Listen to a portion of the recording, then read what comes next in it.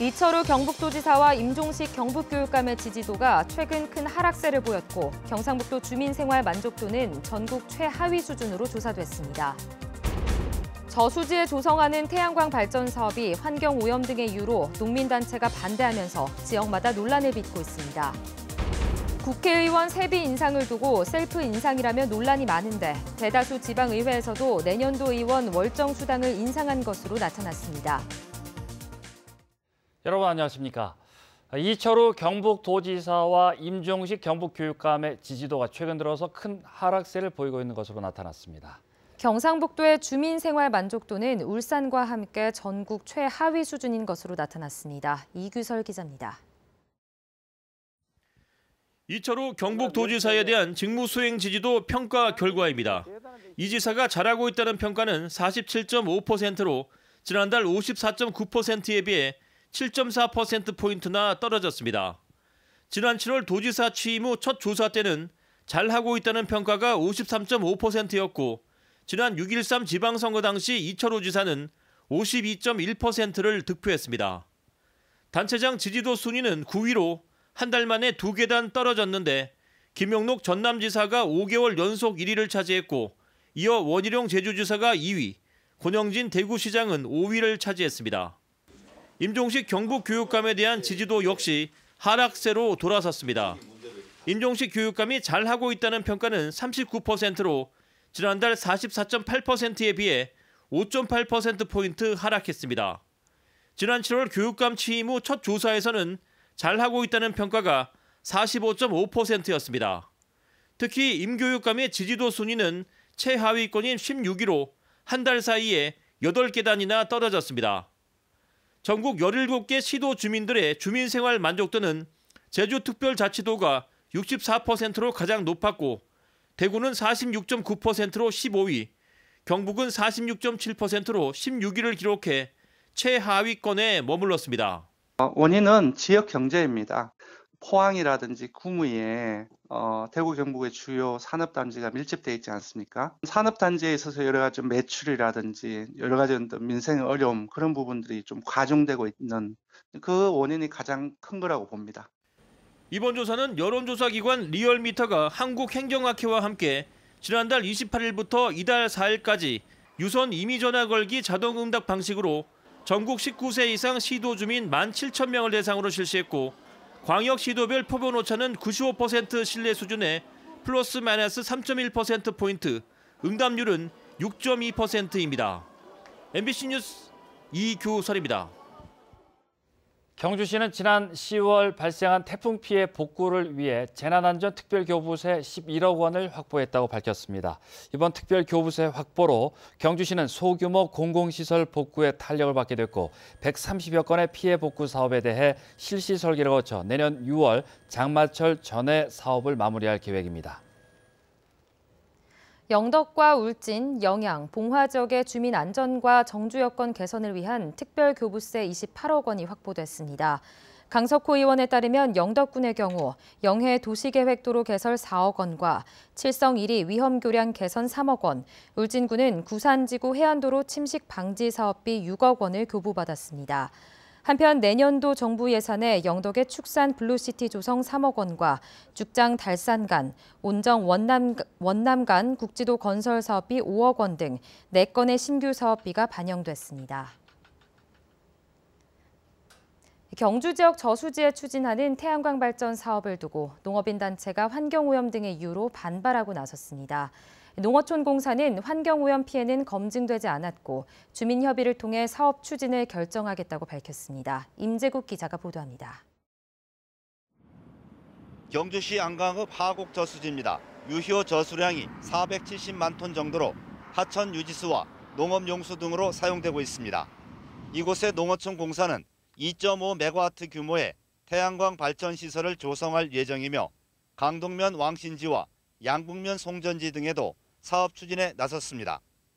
이와 관련해 지역 농업인 단체는 태양광 설비 안정성이 검증되지 않았고 각종 환경오염 피해 등의 우려가 크다며 사업 재검토를 요구했습니다. 중금속에 오염될 수 있는 우려성, 그리고 수중 생태계에 미치는 영향, 예, 그리고 뭐 저희들이 우려하는 거는 이제 가뭄 시에 저수지 수위가 낮아졌을 때, 그다음에 잔여 수량을 활용할 수 있어야 되는데 활용이 불가능할 수도 있다.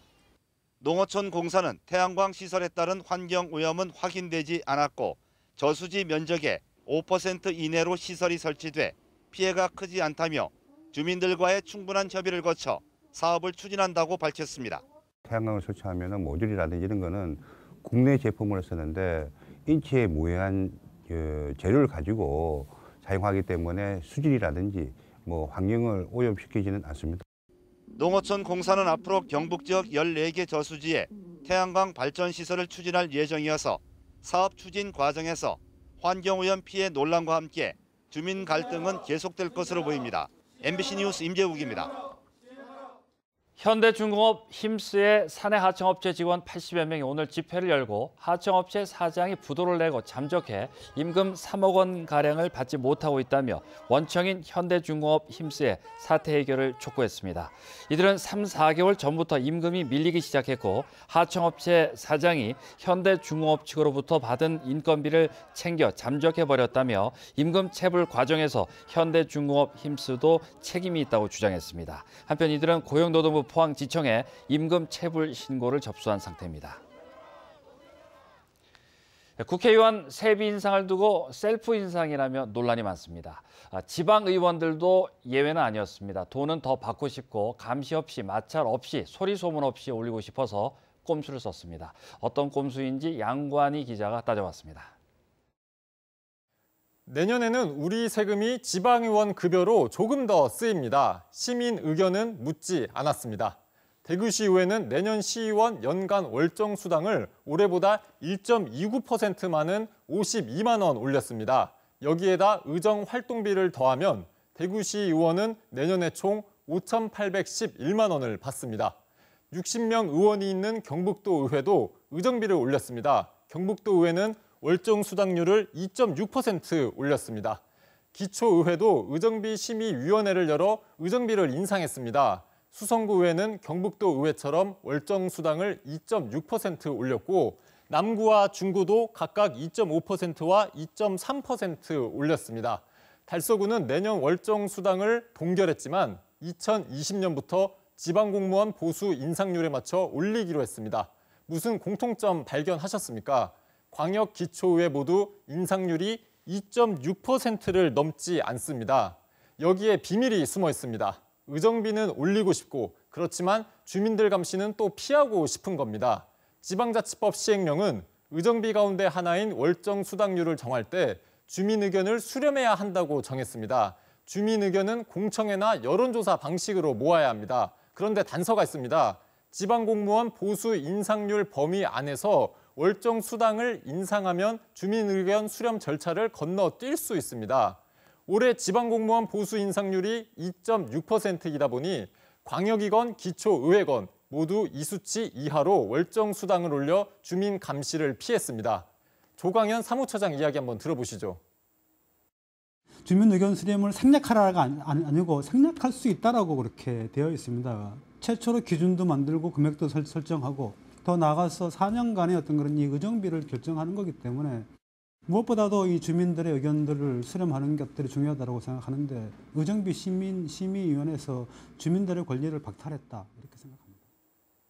올해 바뀐 시행령에 맞춰 외부 사람으로 구성된 심의위원회가 의정활동 실적 등을 고려해 의원들 월정 수당을 정했다지만 제 역할을 못했다는 비판이 나옵니다. MBC 뉴스 양관입니다. 경주시는 1조 4,215억 원 규모의 제2회 추가 경정 예산안을 시의회에 제출했습니다. 일반 회계는 태풍 등 재해 복구와 소나무 재선충 방제 사업비가 늘면서 710억 원이 증가했고 특별 회계의 경우 상수도 사용료 수입과 원전 지역 자원 시설세 등이 감소하면서 20억 원이 줄었습니다. 제출된 예산안은 오는 20일 경주시의회 정례회 제3차 본회의에서 심의 의결될 예정입니다. 국내 최대 규모의 한우 산지인 경주 천년 한우가 경북에서는 최초로 홍콩 수출길에 오릅니다. 또 5년 연속 농림축산식품부 장관상을 수상하는 등 꾸준히 성과를 내고 있습니다. 장미쁨 기자입니다. 경주의 대표 축산물 브랜드 천년한우가 출범 11년 만에 해외 수출이라는 큰 성과를 냈습니다.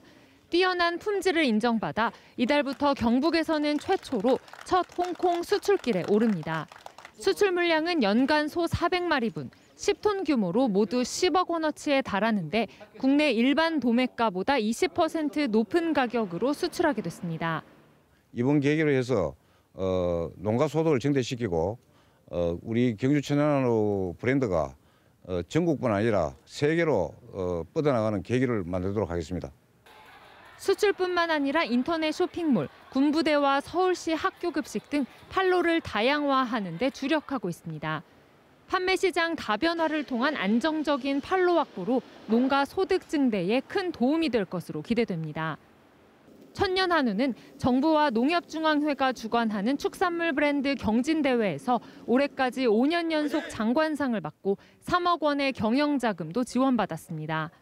한우를 개체별로 계획적인 교배를 통해 가지고 생산하기 때문에 좀 더 나은 한우를 생산하는 것입니다. 2+ 생산력도 증가하고. 얼마 전에는 경북 지역 최초로 농가와 유통망, 판매장까지 모든 과정의 안전성을 통합해 검증하는 해썹 황금마크 인증을 받기도 했습니다. 경주 지역의 한우 사육 농가는 모두 3,700여 호로 소 6만 8천여 마리를 키우고 있습니다. 경주 천년한우가 전국적인 브랜드로 성장한 데 이어 첫 수출에도 성공하면서 앞으로 한우 산지로서의 명성을 키워나갈 수 있을지 주목됩니다. MBC 뉴스 장미쁨입니다. 포스코그룹은 올해 연말 불우이웃 돕기 성금으로 100억 원을 공동 출연해 기부할 계획이라고 밝혔습니다. 성금은 사회복지 공동모금회에 전달해 사회적 취약계층의 기초 생계와 자립, 주거환경 개선 등에 사용할 예정이며 포스코그룹은 지난 2004년부터 계열사까지 기부를 확대해 지금까지 모두 1,320억 원의 성금을 기탁했습니다. 러시아의 한 교수가 일본이 노리는 것은 독도를 분쟁화해 협상을 시작하려는 것이다라는 입장을 밝혔습니다.